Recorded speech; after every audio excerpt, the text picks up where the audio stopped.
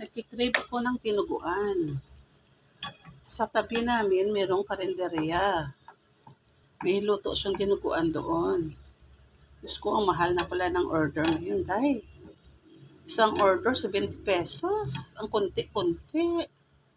Kaya ang ginawa ko ay niluto ko ulit. Kaya hindi ko gusto ang timpla. Ako kasi, gusto ko sa tinuguan, maasim-asim konti at saka maraming sili. Wala man ng sili ang dinuguan niya. Kaya ayan nilagyan ko ng labuyo. Nilagyan ko ng pangsigang. Tsaka yung dinagdagan ko ng sahog. Niluto ako kagabi na kutsero na baboy. Ayan.